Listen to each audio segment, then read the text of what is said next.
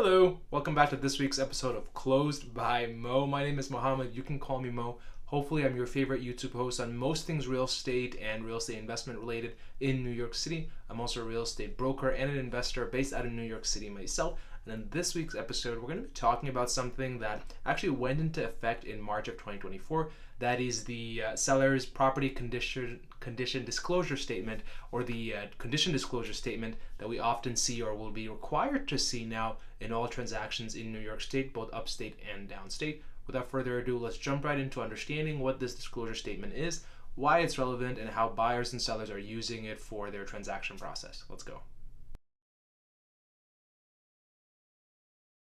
Now, the property condition disclosure statement in New York State is pretty much self-explanatory in terms of what the name itself implies.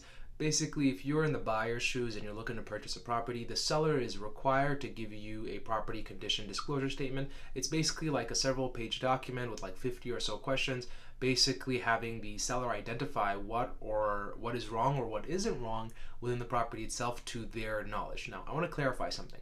If you're a property owner and you're trying to sell your house in 2024 after March of this year, you can no longer give a $500 credit at closing in lieu of this condition disclosure statement. So you do have to provide a disclosure statement. However, there's nothing that dictates that you as the seller have to do any kind of further investigation into the property itself. Meaning you're not required to order an inspection. You're not required to like go into the basement by yourself or in your crawl space and figure out what's wrong with the property. You're only required to fill out the disclosure statement to your best knowledge. Now, whether or not you remember certain things that were done on the property because you've owned it for several decades, or maybe you inherited the property, whatever it is, the disclosure statement also specifically states that the buyer should still do their further investigation into the property itself, aka order inspections, order any searches, whatever it is that they need to do.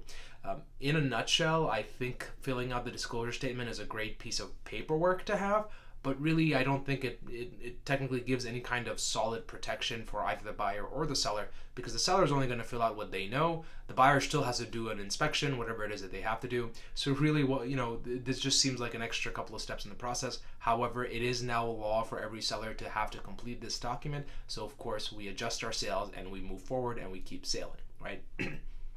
Now, in terms of who's subject to this disclosure form, if you're trying to sell your house, you in New York State, especially in New York City, Long Island, you are definitely subject to this disclosure statement. You have to fill it out.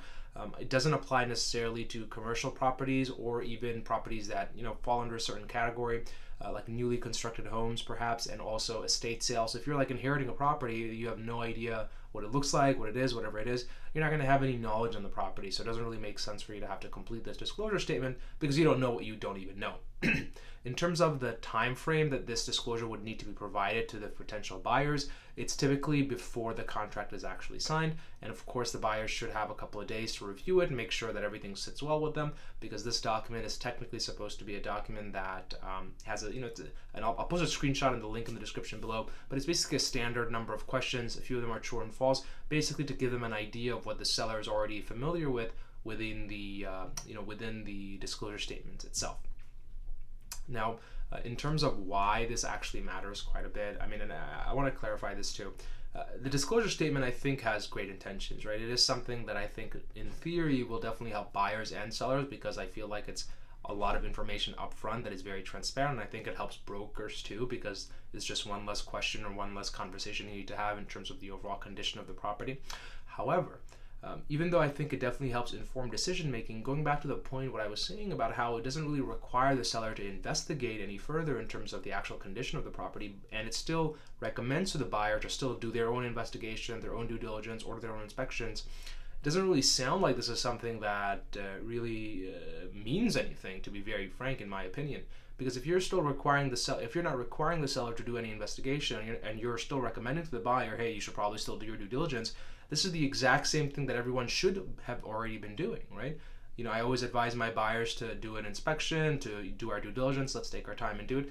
And I always advise my sellers the same thing, which is like, hey, let's make sure we talk about any issues or any errors that may come up during a buyer's search of the property. That way we can get ahead of it, and we might even want to order a pre-inspection or even do the repairs beforehand before we list it on the market or try and sell it. Now, obviously, the condition disclosure statement was put into effect mainly to protect consumers, especially buyers, who are going to probably be purchasing a property for the very first time in the case of first-time buyers. So you obviously have to complete it or accept it or have the seller do it just to comply with legal compliances, legal laws, things like that. It also helps reduce legal liability from the seller's side, because if you have any known defects in the property that you've also listed out to the new buyer can't come back to you after closing and say, hey, you didn't tell me about X, Y, and Z, when in fact you probably did already do so because you completed the property condition disclosure statement.